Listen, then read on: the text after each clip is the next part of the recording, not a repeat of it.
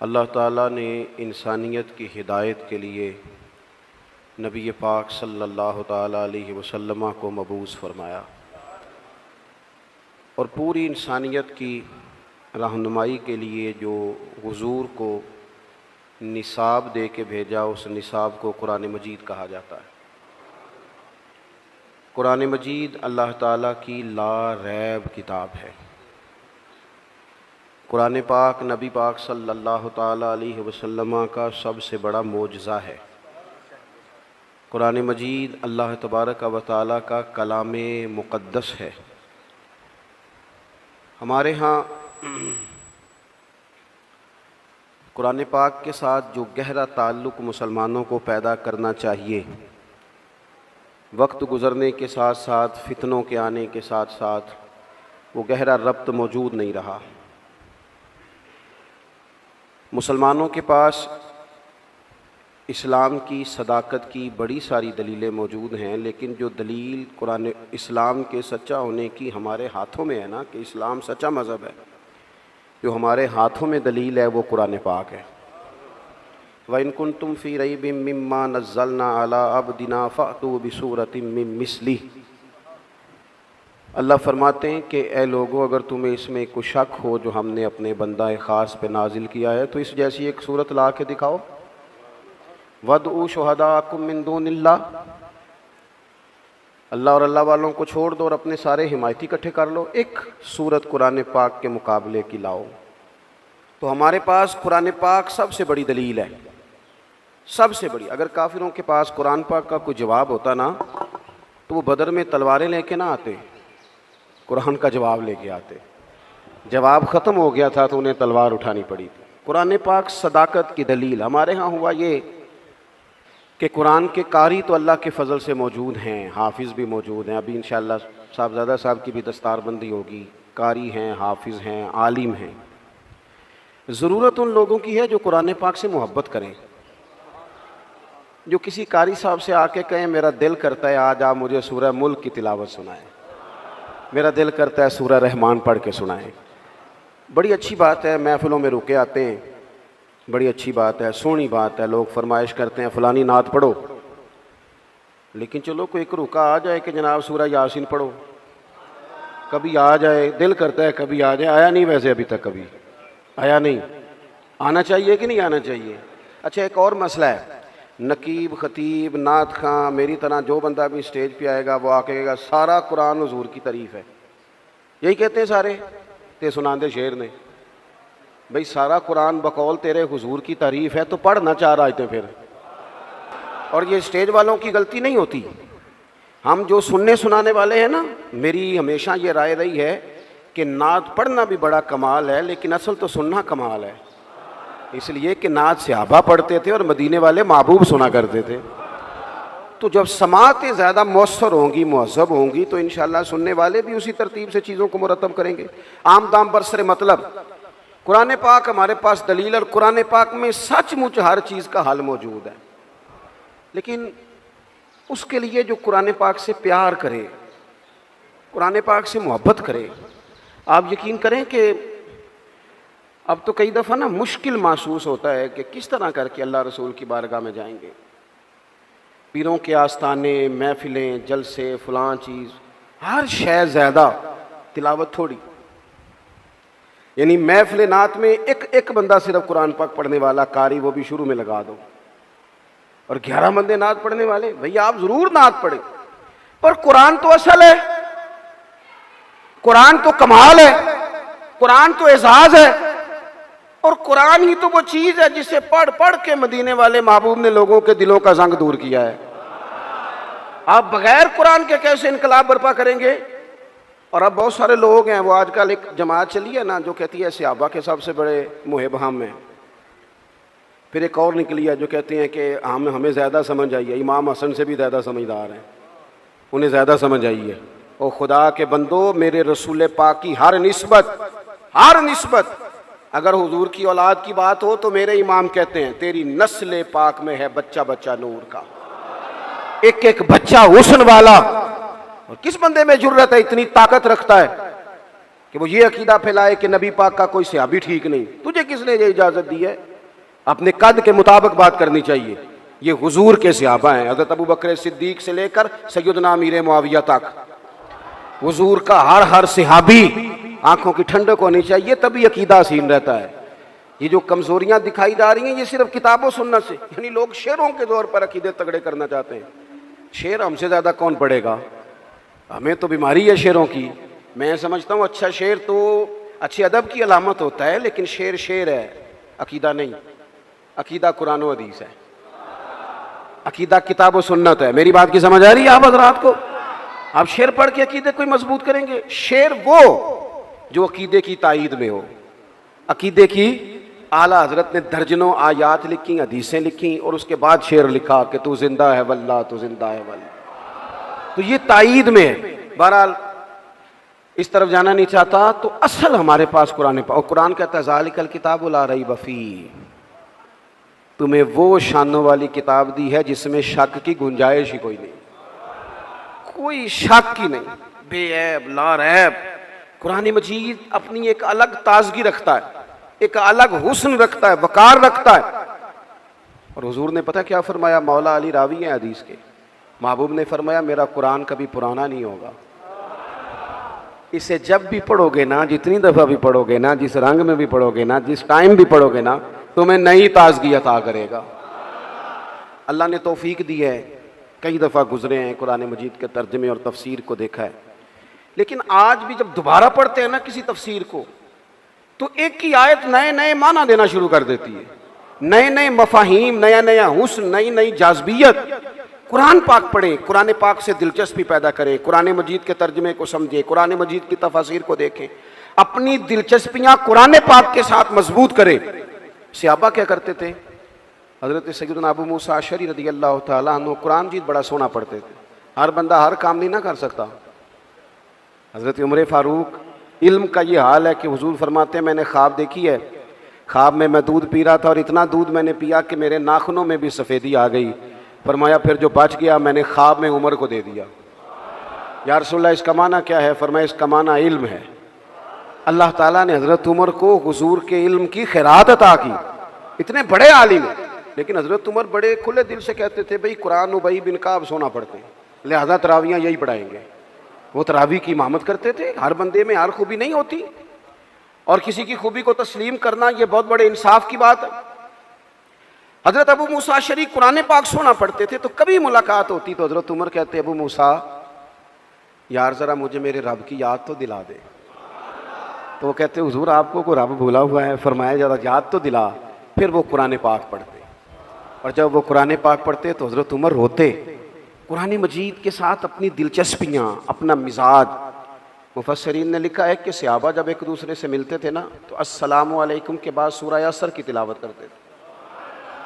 वो कहते थे कि इसके अंदर अल्लाह तबारक व तआला ने दीन इस्लाम की चीज़ों को, बुनियाद और असास को जमा कर दिया अपना ज़ौक़ कुरान पाक के साथ। देखें, यूरोप में थोड़े दिन पहले मैं एक आर्टिकल देख रहा था, अब लड़के और लड़की को शादी से पहले बाकायदा कोर्सेज कराए जाते हैं, मोटिवेशनल स्पीकर के पास ले जाया जाता है, क्योंकि वहाँ मिजाज है अकेले रहने का, तन्हा रहने का, तो शादियाँ ज़्यादा चलती नहीं, किसी को बर्दाश्त ही नहीं करते। वो कहते हैं पहले इन्हें कोर्स करा लो 2-3 हफ्ते का, इन्हें सिखा लो किसी को बर्दाश्त कैसे करना है। वैसे आजकल हमारे यहाँ भी बर्दाश्त कोई ज़्यादा कोई नहीं। हमारे बच्चे भी जब से मोबाइल आया है ना, वो भी कोई कोने ढूंढते हैं। चलो बच्चों नूं की आखना है, सियाणे भी आंदे ने भाई ना ही कोई काम दसो सानू, समझदार तरीन बंदे। कई दफ़ा कहते बच्चों की ख्वाहिश है जी पीर साहब एक फ़ोटो खिंचनी। मैं क्या बच्चों की है ना, तुम तो साइड दो ना बिचों, आप किधर आ गए बीच में? तो बच्चों की ख्वाहिश है। यानी वो जो ख़ास रगबत हमने मोबाइल से पैदा कर ली, तो फिर बंदा तन्हाई पसंद होता है, किसी के साथ वक्त नहीं गुजार सकता, मुश्किलात होती। अब किताबें लिखी जाती हैं, ज़ौजैन के हुकूक पर लेक्चर दिए जाते हैं। मैं कहता हूँ सारी दुनिया के माहिर नफ्सियात इकट्ठे करो और सारे लेक्चर एक जगह पे, और कुरान मजीद का एक जुमला एक जगह पे, हुन्ना लिबासुल लकुम व अंतुम लिबासुल लहुन। अल्लाह फरमाते हैं मर्द औरत का लिबास है, औरत मर्द का लिबास है। ये आप ले लें, आप निकाल लें, जितने लोग भी ह्यूमन राइट्स पे बात करते हैं, जितने लोग भी आपको ज़ौजैन के मसाइल सिखाते हैं जितने भी, ये एक जुमला कि मर्द औरत का लिबास है, औरत, इससे बड़ी बात मिल नहीं सकती आपको। 3 बातें मुफस्सिरीन ने लिखी, ज़्यादा लिखी हैं, मैं 3 अर्ज़ करता हूँ। वो कहते हैं एक तो बात यह है कि बंदा जितना मर्जी भी सोना होना, लिबास ना होना पहना हुआ तो बदसूरत लगता है। लिबास शख्सियत का आईना दार है। वही बंदा, देखे ना, मैं किसी की बात नहीं करता, मैं पर्सनल ज़ाती तौर पे महसूस करता हूँ कि मैं नंगे सर बैठा हूँ ना, खाली नंगे सर, तो मुझे कई दफ़ा बच्चे भी कह देते हैं कि बाबा टोपी किधर है। और अगर आप टोपी पर इमामा रखते हो, आपका एजाज़ और है। लिबास से इंसान हसीन होता है, बगैर लिबास के ना मुहज़्ज़ब होता है, ना हसीन होता है, ना शाइस्ता होता है। अल्लाह ने कहा कि तन्हा तन्हा ज़िंदगी कैसे गुजारोगे, मर्द औरत का लिबास है, औरत मर्द का लिबास है। ये अज़दवाजी ज़िंदगी तुम्हें सजाएगी, तुम्हारे यहाँ औलाद होगी, तुम्हारे रिश्ते बढ़ेंगे, ससुराल के मेके के रिश्तों में वुसअत आएगी। फिर दूसरी बात मुफस्सिरीन ने लिखी, मर्द औरत का लिबास है। औरत, आपको सर्दियों में भी लिबास की ज़रूरत होती है और गर्मियों में भी लिबास की ज़रूरत होती है। यानी अगर आप शदीद गर्मी में भी बाहर निकलेंगे तो कोई आपसे कहेगा ओ कपड़ा रख ले भाई सिर पे। इसका मतलब है लिबास गर्मी से भी बचाता है और सर्दी में तो फिर ज़रूरत है ही। तो ये जो मियाँ बीवी होते हैं ना, ये भी एक दूसरे को दुखों सुखों से बचाते हैं। ये भी गहराई में आप उतर के देखें तो ये ढाढ़स बंधाते हैं एक दूसरे के लिए, ये आसानी का बायस बनते हैं। और तीसरी बात, जिस्म के ऊपर जितने भी दाग धब्बे हो ना, लिबास से छुप जाते हैं। सारे ऐब लिबास छुपा देता है। मेरे रब ने कहा औरत तेरा लिबास है, तू औरत का लिबास है, वो तेरे पर्दे रख लेगी, तू उसके पर्दे रख लेना। एक दूसरे की पर्दा पोशी करना, ऐब छुप जाए। तो आप कुरान मजीद को पढ़ेंगे, ये मैंने सिर्फ घर का एक ज़ाती मसला जिसकी हर एक को ज़रूरत है वो कुरान पाक से आपकी खिदमत में अर्ज़ किया। आप कुरान पाक को पढ़ें, कुरान मजीद की तिलावत करें। आप, मेरे पास एक साहब आए थे, कहने लगे मैं अखलाकी बुलंदी चाहता हूँ लेकिन कुरानी अखलाक से। मैंने कहा तू सिर्फ सूरत हुजरात की तिलावत कर, उसको समझ ले जा तो एक सूरत पढ़, तुझे अंदाज़ा हो जाएगा कि कितने बुलंद अखलाक की कुरान बात करता है। आखिरी गुजारिश जो आपसे करनी है, आप मेरी बात पर ज़्यादा तवज्जो देंगे। कुरान पाक खाली भी पढ़ा जाए ना तो रहमत का नुज़ूल होता है। यानी एक हरफ पढ़ने से 10 नेकियां मिलती हैं। और हुजूर ने वजाहत करके कहा कि मैं ये नहीं कहता कि अलिफ लाम मीम एक हरफ है, फरमाया अलिफ एक है, लाम दूसरा है, मीम 30 नेकियां मिलती हैं। आपकी मैं बात नहीं करता, लेकिन चंद एक लोग जिनको मैं ज़्यादा करीब से जानता हूँ, जहाँ मुझे ज़्यादा, मैं ख़ास अपने दोस्तों को अकेले में भी गुजारिश करता हूँ कि यार मुझे लगता है कि तुझे कई महीने हो गए तूने कुरान पाक नहीं देखा। मेरे हज़रत साहब रहमतुल्लाह अलैह मुरीदों से कहते थे कुरान की ज़रूर खोलना। और एक साहब ऐसे थे कि जो बड़े सख्त मसरूफ़ रहते थे, तो हज़रत साहब उनको फरमाने लगे ना भी ना कभी बड़ा कम टाइम हो ना, पढ़ने का मौका ना भी हो, तो सवेरे एक दफ़ा नमाज के बाद उसकी ज़ियारत कर लेना। कुरान पाक से रहमत की शुआएं निकलती हैं। कुरान पाक के साथ अपनी दिलचस्पियाँ, यानी सवेरे सवेरे ना मेरी वालदा, आपको पता है देहातों में सब ने भैंसें रखी होती थी, तो अम्मा जी यानी वो सवेरे उठ के दूध रिड़क के और फिर वो जब मुसल्ला बिछाती थी, तब मैं समझता था कि ये तकल्लुफ़ात हैं, क्योंकि जब बंदा पढ़ देता है ना फिर उसे गुंजाइशों का भी पता चल जाता है।